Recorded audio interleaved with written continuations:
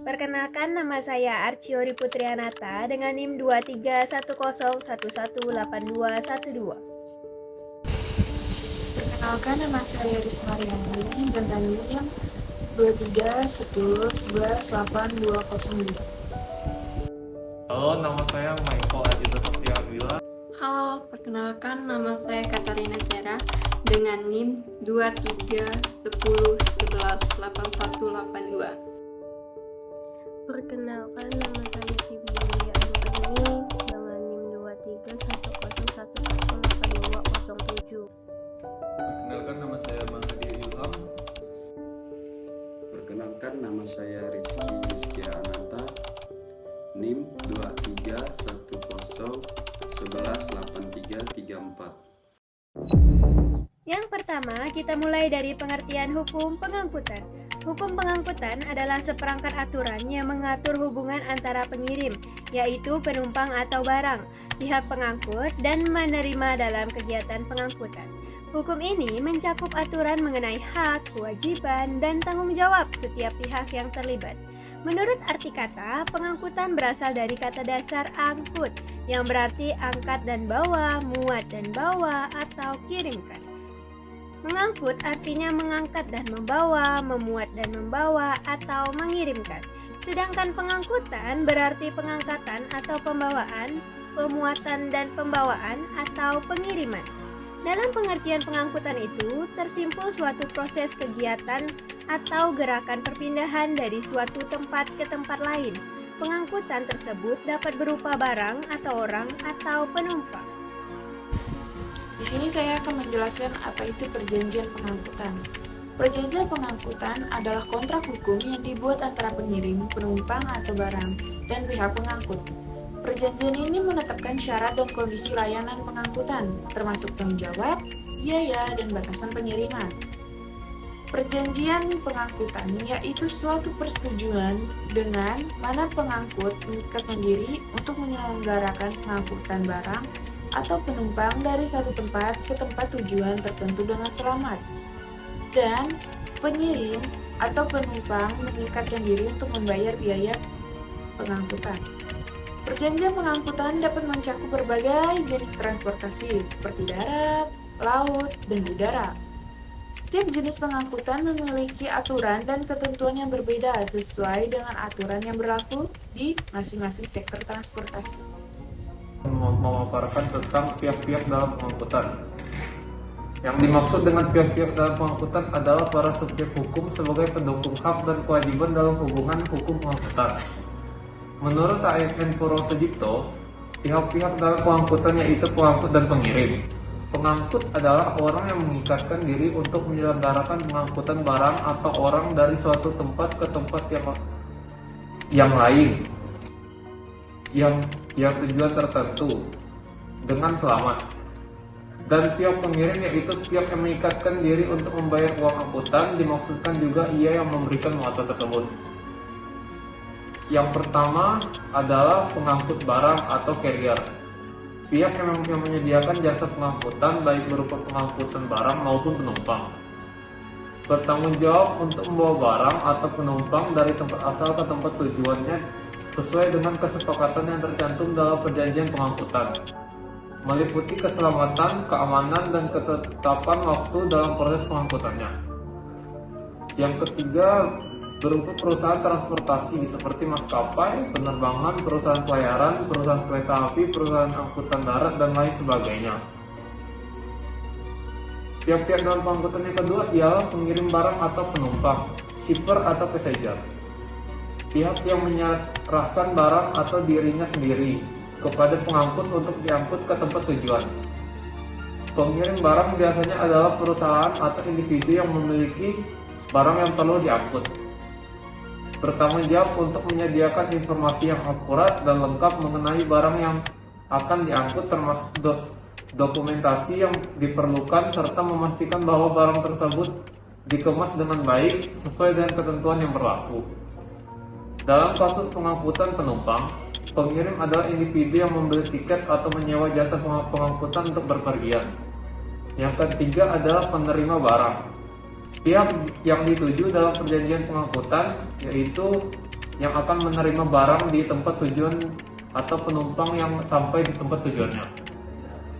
Penerima barang bertanggung jawab untuk menerima barang dari pengangkut dan memeriksa kesesuaian barang yang diterima dengan dokumen pengiriman. Mereka juga berhak mengajukan klaim jika terjadi kerusakan atau kehilangan barang selama proses pengangkutannya. Dalam kasus pengangkutan penumpang, penerima tidak relevan karena penumpang sendiri adalah pihak yang melakukan perjalanan. Baiklah, saya akan menjelaskan pihak-pihak dalam pengangkutan. Agen perjalanan (travel agent). Agen perjalanan (travel agent) dikenal dengan perjanjian pengangkutan penumpang. Agen perjalanan digolongkan sebagai subjek hukum pengangkutan karena mempunyai hubungan yang sangat erat dengan pengangkutan, yaitu perusahaan pengangkutan penumpang. Agen perjalanan berfungsi sebagai agen wakil dan perjanjian keagenan. Agensi engagement yang bertindak untuk dan atas nama pengangkut. Agen perjalanan adalah perusahaan kegiatan usaha pencarian penumpang bagi perusahaan pengangkutan kereta api, kendaraan umum, kapal, atau pesawat udara.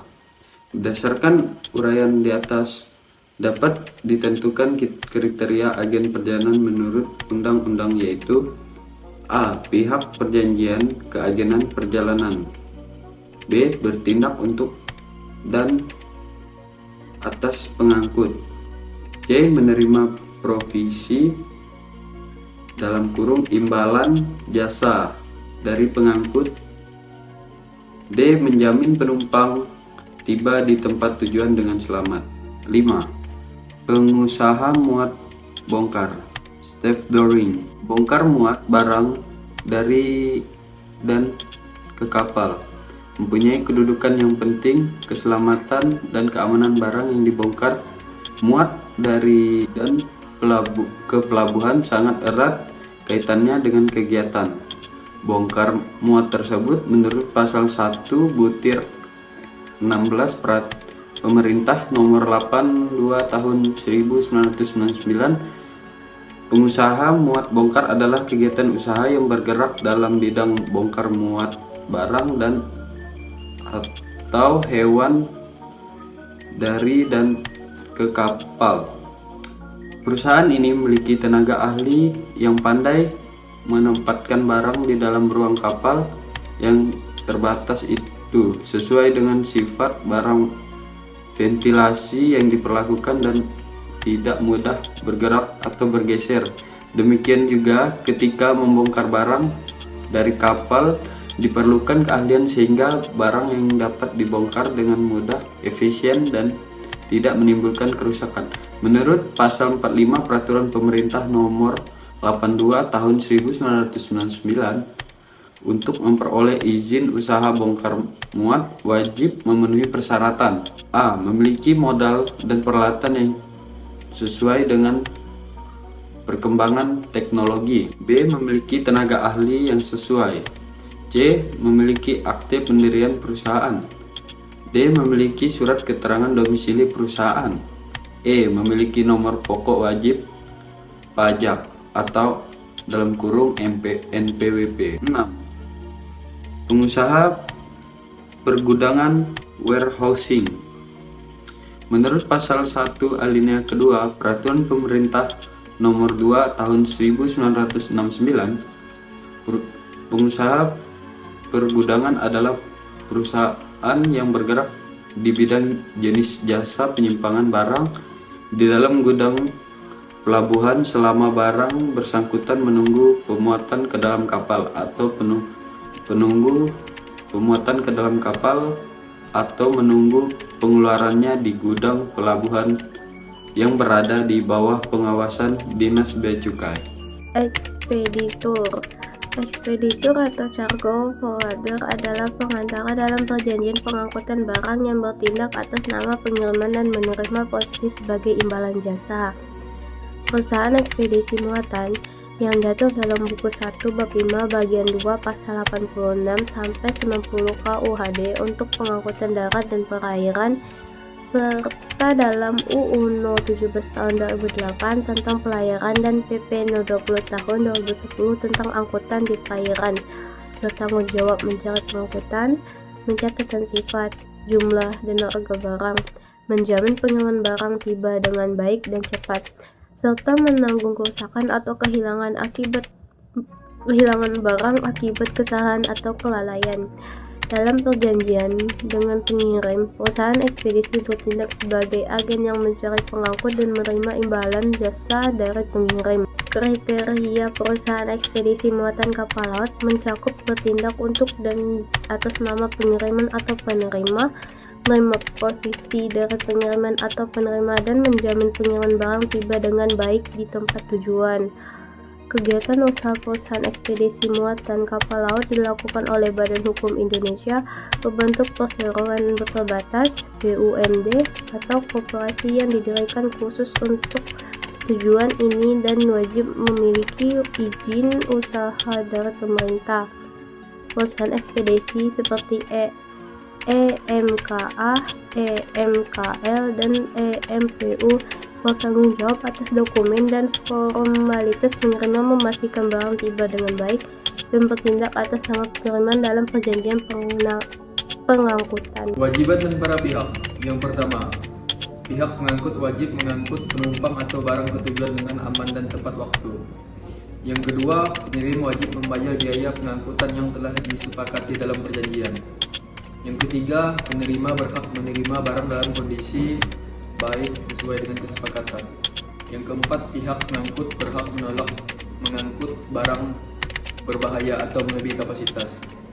Yang terakhir, pengirim berhak mendapat ganti rugi jika barang yang dikirim mengalami kerusakan atau kehilangan.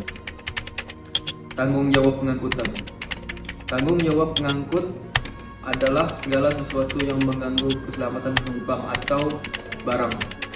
Pengangkut bertanggung jawab atas kerugian penumpang yang meninggal dunia, cacat tetap atau luka-luka yang akibat kejadian angkatan udara di dalam pesawat dan atau naik turun pesawat udara. Pengangkut juga bertanggung jawab untuk kerugian yang disebabkan kedatangan barang. Pengangkut dapat dibebaskan dari tanggung jawab apabila pengangkut dapat membuktikan bahwa rusak, musnah, hilangnya barang yang diangkut bukanlah kesalahannya.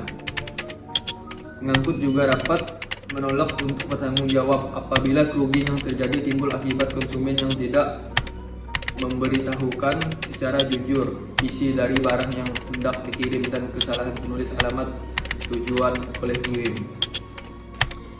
Dalam hukum pengangkutan terdapat 3 prinsip tanggung jawab yang diakui. Yang pertama, tanggung jawab kesalahan atau foul liability. Pengangkut bertanggung jawab jika kerugian terjadi akibat kesalahan atau kelalaiannya. Yang kedua, tanggung jawab karena praduga atau presumption liability. Pengangkut dianggap bertanggung jawab atas kerugian kecuali dapat membuktikan bahwa mereka tidak bersalah. Yang ketiga, tanggung jawab mutlak atau absolute liability. Pengangkut bertanggung jawab atas kerugian apapun yang terjadi tanpa perlu membuktikan kesalahan atau kelalaiannya. Ketiga prinsip ini membantu mengatur tentang tanggung jawab pengangkut dalam berbagai situasi, memastikan perlindungan terhadap penumpang dan barang yang diangkut. Jenis-jenis pengangkutan. Transportasi darat. Pengangkutan menggunakan kendaraan di atas jalan, seperti mobil, truk, bus, atau kereta api, menawarkan mobilitas dan jangkauan yang luas. Transportasi laut, pengangkutan melalui laut atau sungai menggunakan kapal, perahu, atau feri. Cocok untuk pengiriman barang dalam jumlah besar secara ekonomis. Transportasi udara, pengangkutan menggunakan pesawat, helikopter, atau drone, menawarkan kecepatan dan jangkauan yang luas, namun biaya lebih mahal. Transportasi multimodal, kombinasi dari berbagai moda transportasi seperti darat, laut, atau darat-udara, memberikan mobilitas dan efisiensi dalam pengiriman. Di sini saya akan menjelaskan transportasi darat. Transportasi darat mencakup berbagai moda transportasi yang beroperasi di atas jalan seperti mobil, truk, bus, dan kereta api. Moda transportasi darat menawarkan fleksibilitas dan jangkauan yang luas, memungkinkan perpindahan penumpang atau barang secara efisien dari satu tempat ke tempat yang lainnya.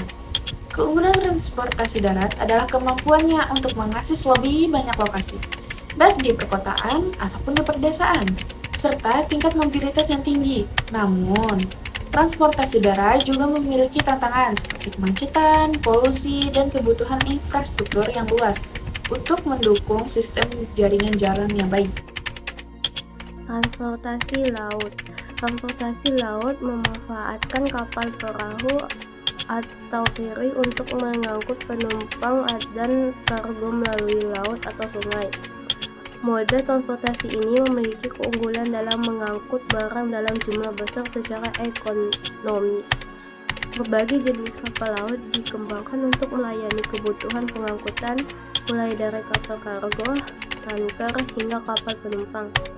Transportasi laut juga dapat menjangkau daerah-daerah terpencil yang sulit diakses melalui transportasi darat. Transportasi udara. Transportasi udara menggunakan pesawat terbang, helikopter, atau drone untuk mengangkut penumpang dan kargo melalui udara. Moda transportasi ini menawarkan kecepatan dan jangkauan yang sangat luas, memungkinkan perpindahan jarak jauh dalam waktu relatif singkat. Namun, biaya operasional transportasi udara cenderung lebih mahal dibandingkan dengan transportasi darat atau laut.